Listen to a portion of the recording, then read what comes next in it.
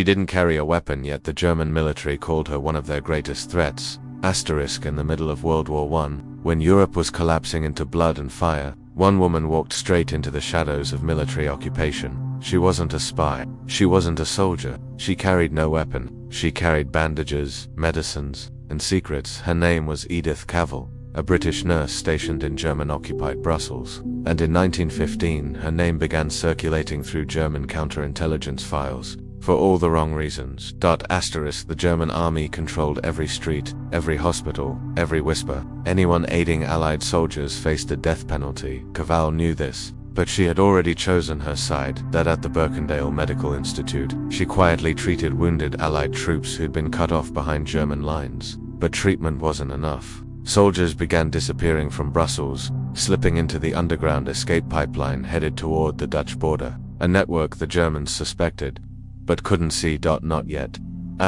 German military police, the Feldgendarmerie, picked up rumors. A nurse helping enemy combatants, a woman who spoke too calmly, moved too quietly, and kept too many late-night meetings. Reports reached Oberst von Bissek, the Governor-General for occupied Belgium. He ordered surveillance, discreet, silent, invisible. Cavell was being watched long before she realized it. The escape network wasn't fiction. It was real, coordinated by Philippe Borg, a Belgian architect. Cavell's clinic became a checkpoint, a place to stabilize injured escapees before moving them to safe houses. Cavell risked everything. Her role wasn't glamorous. She fed soldiers, replaced bandages, hid documents under floor tiles, and each patient she discharged sent another ripple across the occupation. By mid-1915, more than 200 Allied soldiers had escaped through her network. And Berlin noticed.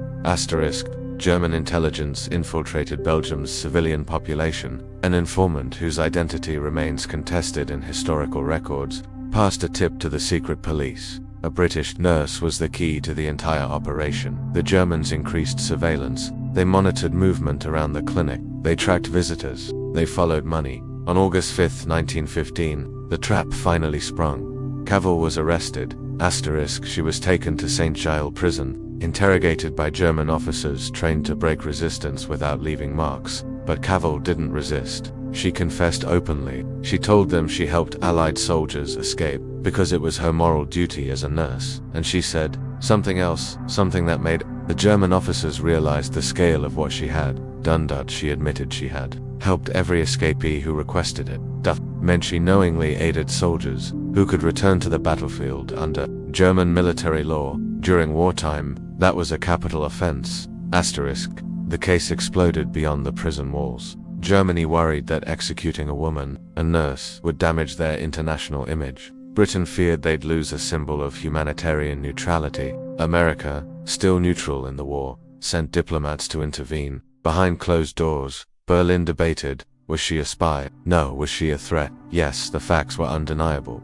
Cavell's actions had directly undermined German military operations, and yet, she had never carried a weapon. On October 7, 1915, Cavell stood before a German military court with 34 co-defendants. The charges: harboring enemy soldiers, facilitating escape, undermining the German army. Her confession sealed the outcome. Even the German judges admitted she acted from conscience, not espionage. But wartime law was blunt, unforgiving. Cavell was sentenced to death. Attempts at diplomatic rescue intensified. American and Spanish envoys pleaded for clemency, but Germany feared that sparing her would encourage more resistance networks. The order was final.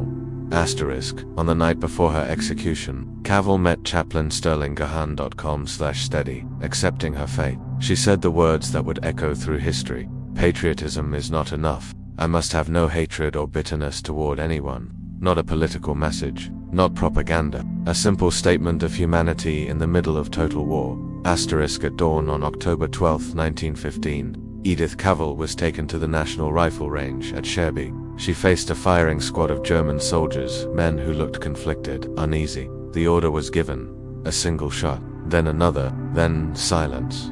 Her death reverberated around the world. In Britain, she became a humanitarian martyr. In Germany, a cautionary tale of wartime law overriding diplomacy. In neutral nations, a symbol of moral courage.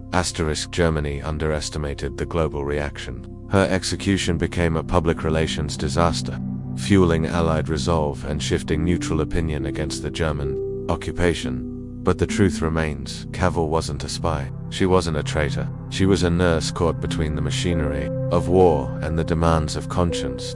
And her final message, patriotism is not enough, still echoes as one of the most powerful statements ever spoken under the shadow of execution.